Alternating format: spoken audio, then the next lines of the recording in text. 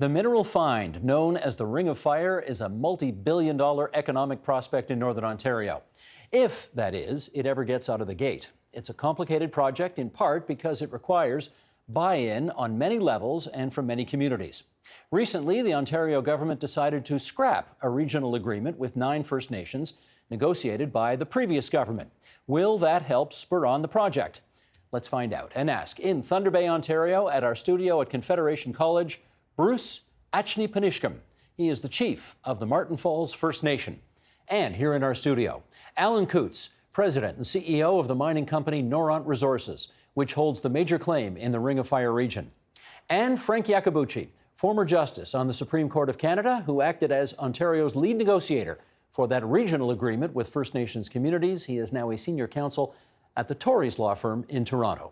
And we are delighted to welcome you two here in our studio. And Chief Bruce, all the way up in Thunder Bay. We're happy to have you on our program as well. Let's just, because so many people live south of the French River in this province and really don't know this area very well. Sheldon, would you bring this map up? Because we're talking about a place that's 500 kilometers northeast of Thunder Bay. That's where we're talking about. That is a long way away from southern Ontario. Bruce's First Nations of Martin Falls, you can see that on the map on the sort of in the middle on the right-hand side.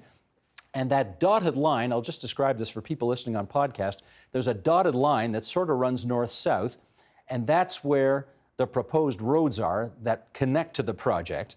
And here's all of some of the fact file you're going to want to know on this. This is one of the world's richest deposits of chromite, copper, nickel, and platinum. Some of this could be used to build stainless steel, electric vehicle batteries. It's potentially worth anywhere, estimates say, from $30 to $60 billion. That's billion with a B. The Ontario Chamber of Commerce estimates it could support 5,500 jobs and $9 billion in economic activity over a decade. $20 million has already been invested in the region. One of the essential parts of the project is the construction of roads between First Nations, the Ring of Fire, and the provincial highway network. And the Ontario government has now eliminated, as we indicated earlier, the 2014 framework deal among 9 involved First Nations, and the government says it will move forward with bilateral agreements instead. Okay, let's get into this. Alan, given where we are now and the changes politically at Queen's Park, do you think that will speed up actual development of this area? I think, Steve, what the provincial government has done is they've taken a page out of Noront's playbook. And what the company had done was we had engaged with the communities on a bilateral basis with some success. We'd approached Martin Falls First Nation and other First Nations that had the traditional land use in the area and were being directly impacted. And we asked them how they would like to proceed with us, and they said they would like to proceed on this bilateral basis. So we've negotiated an agreement with Chief Bruce's community, also with Aroland First Nation, which ensures that we have a lot of dialogue about how we're going to develop things, and also has made those communities shareholders of the company. So are you content then with the new government's approach? I think that it's the right approach at this time. I think the approach might morph over time. But yes, I think going forward, this makes sense. Okay, Mr. Justice, let me go to you on this. You and I guess a guy named Bob Ray, Yep. who I think our viewers know, Yep. Sat down for a long time and negotiated this regional agreement, which now is no more. What's your view on where things are at the moment? Well, look, let me just say right at the outset, I hope, as an Ontarian and as a person familiar with development and Indigenous communities over the last number of years, I hope this goes through. But there are different ways to proceed. The regional framework agreement contemplated some individualized treatment. In fact, it refers to agreements with 2 First Nations, Wabakria and Martin Falls, that had memorandum of understanding, notwithstanding the regional framework agreement. So there's different ways of getting to home plate, if you like. There are pros and cons of doing it bilaterally as opposed to multilaterally, but I'm optimistic that new form, a new approach, which was beginning to take shape before there was a change in government, actually, of bilateral, can be successful. If I can read between the lines here, it sounds like you were like Kathleen Wynne, when she was premier, was getting frustrated at the slow pace of things, and even she said at one point, you know, we're prepared to scrap this regional agreement if we don't get any progress here, right? Yeah, that's right. But you know, just the use of the word scrap. A little too harsh? I think it is, and I'm not being defensive about it, because, look, it's not about what lawyers or lead negotiators think. It's what's best for the people of the North, in particular the First Nations communities and their members, as well as those that can benefit more generally from mineral development. There are principles in that agreement. There are components to making a deal, like the environmental assessment and monitoring, the industrial and regional infrastructure, the roads, the economic and social conditions on the reserves, and we're seeing that in this Canada with its terrible drinking water or lack thereof, and of course, economic and social, economic participation for the communities. Those four components are not going away. Right. They're still in focus, and they have to be to make this successful. Let me get Chief Bruce's take on some of this. Do you think with the scrapping of the regional agreement approach and now going to bilaterals, as the newer government of Ontario wants to do, how do you think that changes the state of play here? Well, you know, for Martin Falls First Nation, we view it still as an opportunity to move ahead. You know, we still have to see what's on the table, and that's what we're doing right now. But, you know, there's a lot of unanswered questions right now that have to be entertained by both sides of the table, by the governments. Like what, Chief Bruce?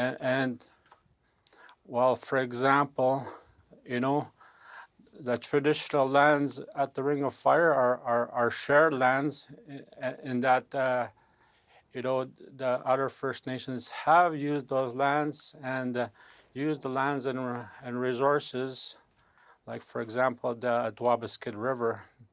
You know, that's a river that's used by a lot of First Nations.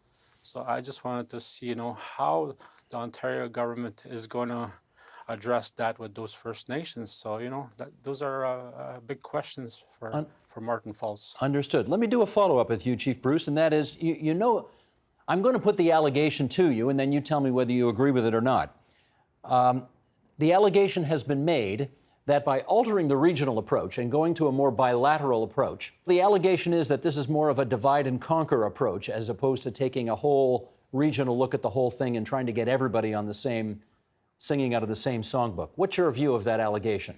Well, it's been said that it's a divide and conquer approach, you know, but I don't necessarily see it that way myself. I see it as our First Nation taking the lead, but also we have to have partners.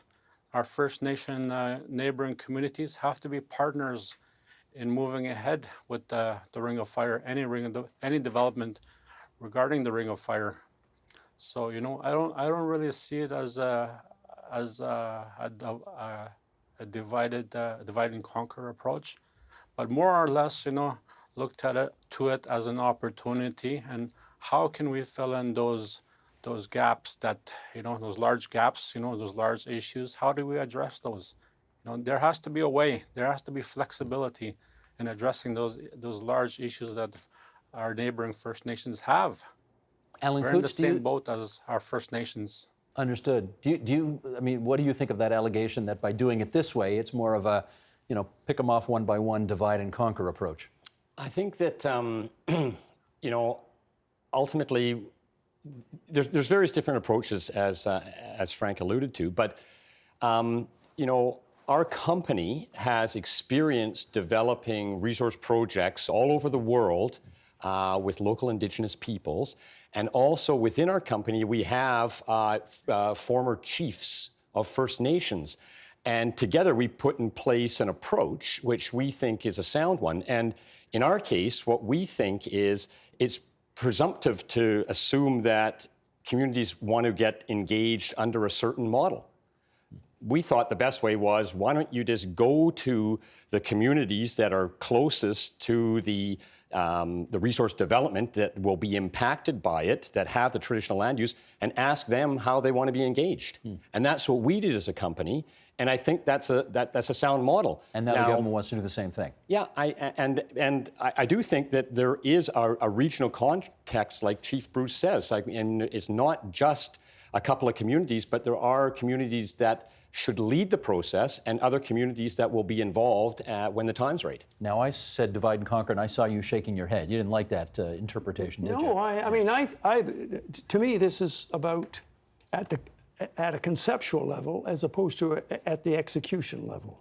It seems to me at the execution level, one has to realize that the government of Canada and the government of Ontario owe to each First Nation a constitutional obligation to consult and accommodate. It's to each First Nation. The courts have said it. Said it. I sort of. You wrote it. Well, no, I didn't write it, but I certainly bow to it in all the work that I do, and that is not to be ignored in this. The question is, if you're going to go, I can't believe any of the parties, whether it's, and I agree with the Chief and Alan, that when they get into this, they're not going to be executing this in a way that will divide and conquer. This is not just building a mine. This is building a relationship. And if you're building a relationship, it has to endure. And anything of a divisive nature is not going to endure. I think it's as simple as that. Chief Bruce, I wonder if you could tell us, because I suspect 95% of the people watching us right now haven't heard of Martin Falls, have never been to Martin Falls. Maybe 99% of the people watching us right now or listening to us haven't been there. So tell us about the place. There it is on our map there, in 500 kilometers north of Thunder Bay. What do you need right now? What does that community need? You may have heard of the statistics in the far north communities, especially in Anishinaabe communities, remote communities. We are severely plagued by issues regarding poverty. Lack of housing, shortages in housing. We have poor living conditions in regards to the housing structures, and that's been going on for a while. It's well documented. The Anishinaabe has put forward to the government, large reports that we have these shortages.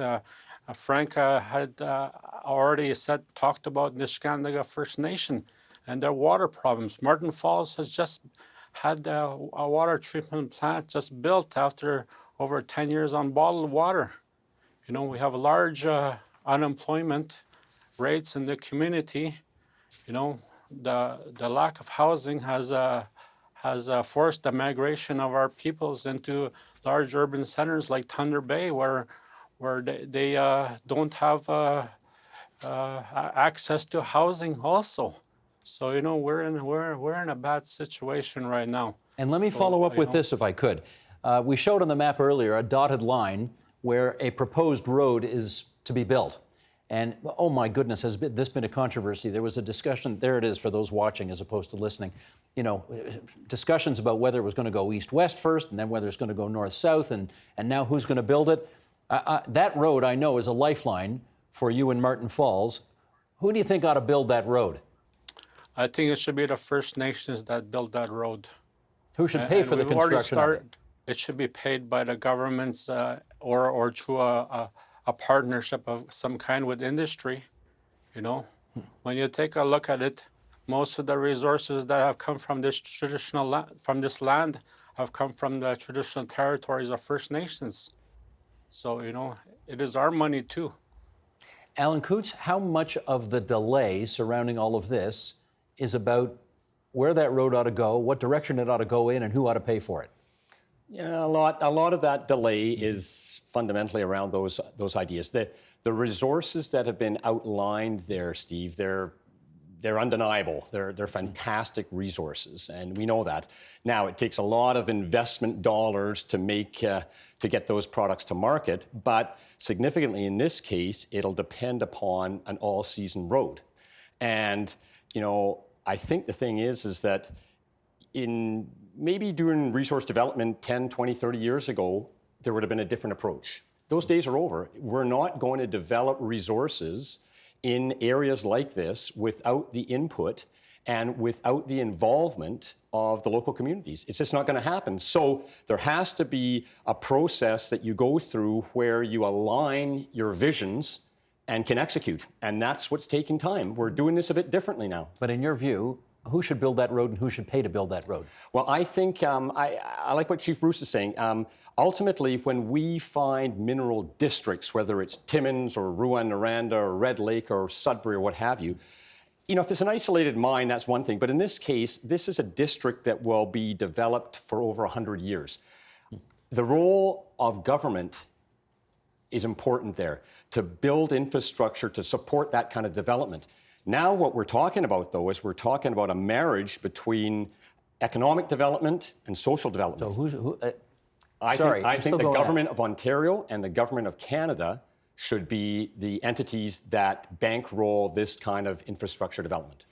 Is there, Mr. Justice, let me go to you on this, is there a chance that this development could be, if it ever happens, could be detrimental to the surrounding communities?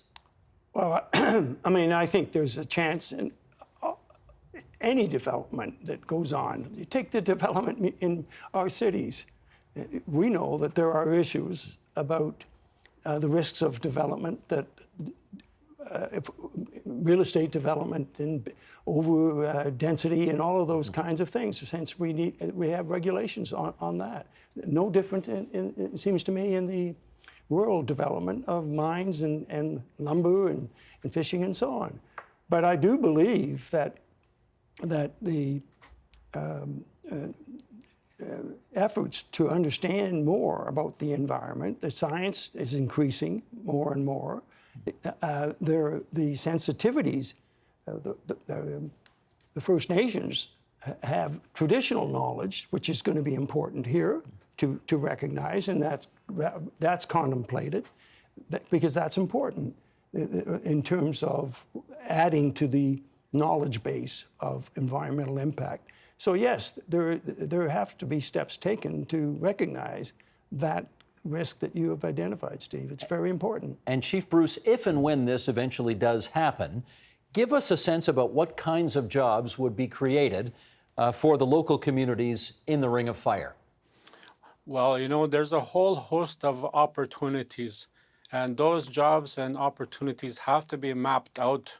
Our people are no longer to be relegated like to lower level labor jobs. You know, they should be given a chance at training opportunities, you know, and move up to management jobs. There's a whole assortment of opportunities, you know, more than what Martin Falls can handle.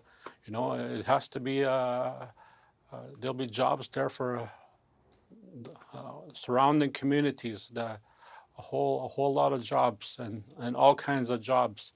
If you take a look at it, you know, what the mining industry involves, opening up a mine and really have a scan on what those opportunities are. There's a whole host of jobs, and there's also secondary service jobs that are available. So, you know, the opportunities are endless when this kind of large-scale development happens. It's just our approach. How do we move forward with a proper regional training strategy that takes into account you know where the First Nations are coming from and where they're what are the barriers they face. You know, we have to overcome those barriers. Alan Coots, we obviously hear a lot about reconciliation these days, but in some respects, this feels like a project of economic reconciliation. What does that mean to you? Yeah, it's one of our board members, J.P. Gladue, often talks about economic reconciliation. He's Indigenous. He is, yeah. And we think this is a rare opportunity to execute, and the chance to involve the communities in a meaningful way from very early on, and for them to participate fully in the project, is really important to our company.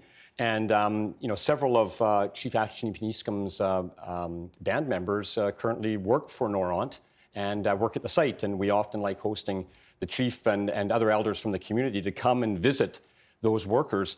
This is a glimpse of things to come. We want those communities involved, and they should be involved. And like the chief says, not just at entry-level jobs. We want them to be the next geologists and engineers and mine managers.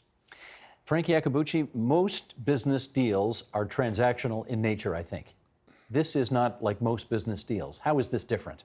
Well, first of all, I think there are historical reasons for it because of the traditional land of the people that the chief referred to. There are societal issues that need no emphasis, that there is water issues, unemployment issues, socioeconomic issues, and there is basically, this isn't going to be a one-shot purchase and you're gone. It's going to be there for years. And that requires, it behooves everybody involved to recognize that it's a relationship. In order for that to be successful, there's got to be a terrific importance on building a relationship as well as the mine. Is this the most complicated resource development project in the country right now? I think that the two most difficult and complex, I would say, are the Ring of Fire development and probably Trans Mountain, and I think Frank's been on both of these, so it's So you're the common element in both. Well, I put it this way. I think both of them are on the podium. I don't know who has the gold medal. How much money has your company put into this project so far? We put in over $250 million at this stage. You ever think you're going to see that back and more? I would have to be convinced, otherwise I wouldn't still be doing this, Steve. But it is a rare opportunity. There's lots of complexity getting there, but I do think the prize at the end of the rainbow, whether that's an economic prize or a social prize or both, is worth the effort.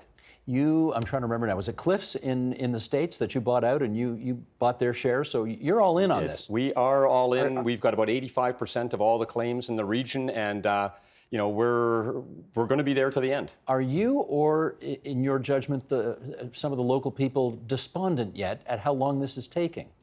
There are days, and it's not just me, that we can sort of wonder what we're doing and how hard this has to be. But I do think we do have some really great collaboration, and Chief Bruce can talk about this too. When you do see some of the young men and women from the communities actively engaged, learning, participating, feeling valued, it makes it worthwhile. Chief Bruce, I do want to ask you about that. Do you believe that people in your community are yet despondent or giving up because this is taking so long? Well, we've been living through years of our socioeconomic conditions at very lacking conditions. So there's a despondency that's there. We're working to try to find ways to alleviate that despondency. And our members tell us every day, when is this going to happen? What are you doing? What are you talking about in all those meetings? And so, we're trying to find a way to move forward too as First Nations, because we don't like the living conditions in our communities. So, that's the impetus for our leaders. How do we move forward? But we have to try to address the socioeconomic conditions with our members in our communities. So that's where we're coming from. Gotcha. Let's just, in our last minute here, finish up with the former Justice of the Supreme Court of Canada and ask, This, at the end of the day, I guess, comes down to trust. You've got governments, you've got private sector, you've got Indigenous communities, you've got other people who've been brought in to help make it all work out. What's the level of trust among all the players right now, in your judgment? Well, I'll be quite candid and say that anyone who's, and the chief knows this better than any of us, the history of treatment of Indigenous people in our country is not a happy one. And to me, I think, in my mind, what Alan has talked about, the chief's talked about, is basically working together. And I think the model is partnership. And I'm not the first one to say that, or I hope I won't, and not the last one to say it. But for partnership, you need respect and trust. You can't have trust without respect. And that, I think, is fundamental as a building block.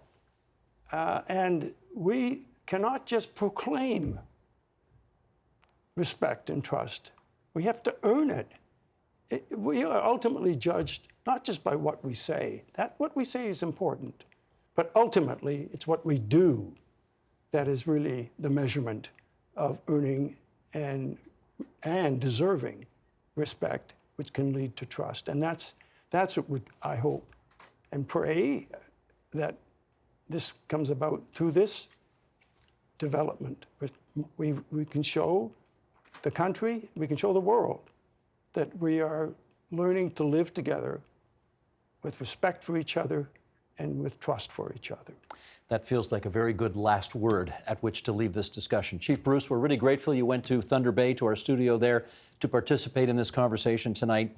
Frankie Akabuchi from Torrey's law firm, former justice on the Supreme Court of Canada, Ontario's former lead negotiator for the Ring of Fire, and Alan Coutts, president and CEO, and $250 million in from Noront Resources. We thank all of you for being on TVO tonight. Thank you, Steve. Thanks, Steve. Thank you. The Agenda with Steve Paikin is brought to you by the Chartered Professional Accountants of Ontario. CPA Ontario is a regulator, an educator, a thought leader, and an advocate. We protect the public. We advance our profession. We guide our CPAs. We are CPA Ontario. And by viewers like you. Thank you.